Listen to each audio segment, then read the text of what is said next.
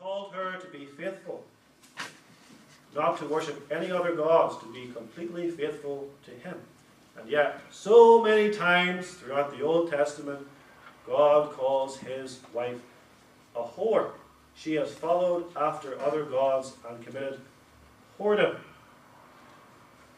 And so this Molech worshipping Israelite profanes the sanctuary of God. Verse 3, defiles my sanctuary.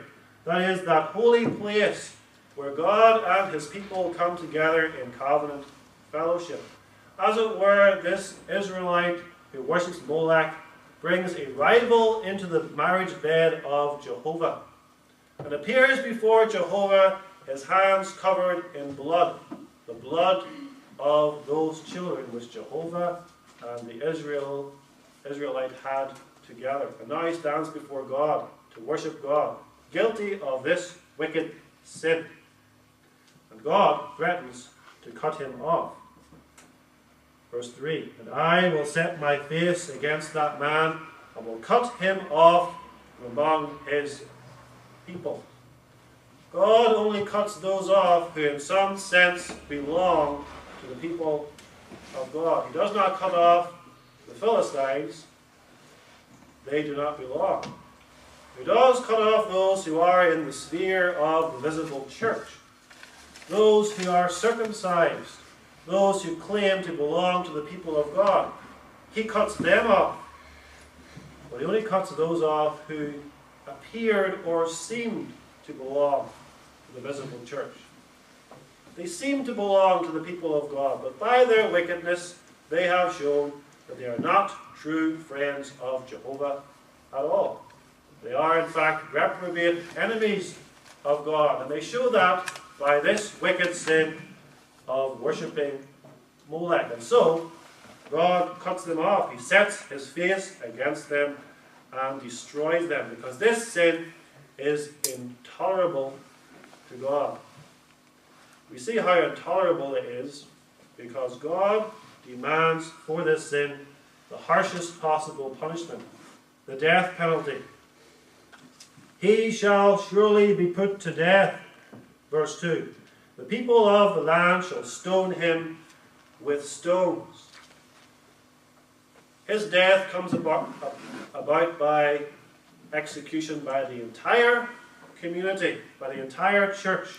All of them gather together and stone him with stones. All of them showing by this action that they are taking the side of God against the side of these Molech worshipping Israelites. This is a test of their loyalty. And they are not to show any favoritism. It says in verse 2, whosoever he be of the children of Israel, or of the strangers that sojourn in Israel, that giveth any of his seed unto Molech, he shall surely be put to death. No one then may escape the vengeance of God. Anyone guilty of this abominable, covenantal, intolerable sin must be put to death. And they must be put to death on the first offense. Notice verse 2. Any of his seed. Only one of the children of God must be sacrificed in order to merit this terrible penalty of death. He will not get a second opportunity to offer another one. He must be put to death immediately. But today, we do not stone people to death for committing sin in the church, because the church does not have that kind of power today. The church has different kinds of punishments today. The punishment today is a spiritual punishment, but that's actually worse than being stoned to death. That is the punishment of excommunication. And today the church must apply discipline and, in extreme cases, excommunication to members who worship Molech, who offer their children to Molech. And this is not being done today. The obvious example of this today is the Roman Catholic Church, which has been abusing children for years and years and covering up that sin passing one priest on to another parish, and hoping to cover up this sin, and not handing those wicked men over to be punished by the church, excommunicated, and also to be punished by the state for their wicked crimes. But their parents in true churches of Christ, who, although they're not guilty of that kind of wickedness, are guilty of neglecting their children. They will not bring them to be baptized. They will not send them to catechism. They will not instruct them in the truth of God's word. And so they are effectively sacrificing their children to Molech and show contempt for the covenant of God. And elders must visit such parents and admonish them. And if those parents remain impenitent, must discipline and eventually excommunicate them from the church, because they are effectively sacrificing their children to Molech, to the world, and to the false church. So serious is this sin that even the one who connives at it but is not actually guilty of it faces the same punishment. Notice verses 4 and 5.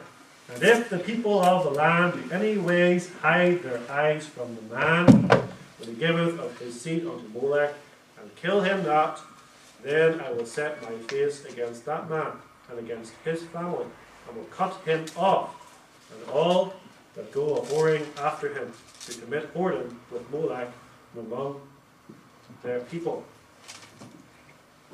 Hiding their eyes. That does not mean that they hide their eyes in horror and disgust as they see this horrible practice taking place among them. That will be the natural response. But rather, they hide their eyes because they do not bring the people to be punished to the elders, but rather they try to cover up the sin. This was a grave temptation after all. If it was a family member or a friend in Israel who was guilty of this sin, it would be the natural thing to do, to try and hide it. Because no one wants to see their friends or family stoned to death outside the camp. And no one today wants to see their friends or family excommunicated from the Church of Jesus Christ. It's easy to argue this way, that to shield a sinner from the punishment of the church is actually very loving and compassionate. But it's a false love. It's a love which shows contempt for God.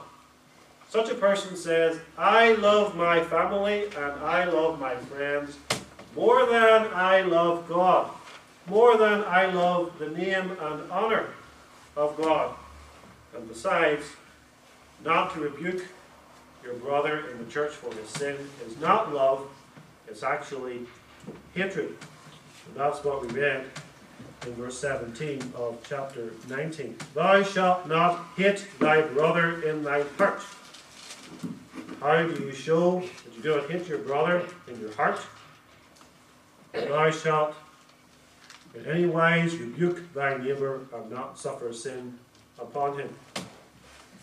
The absence of rebuking, therefore, is not love, but hatred, according to Leviticus 19, verse 17, which is one verse before that famous line, love thy neighbour as thyself.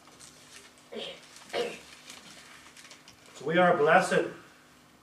We are blessed because we do not worship a bloodthirsty monster like Molech. We do not worship a God who demands the blood of our children.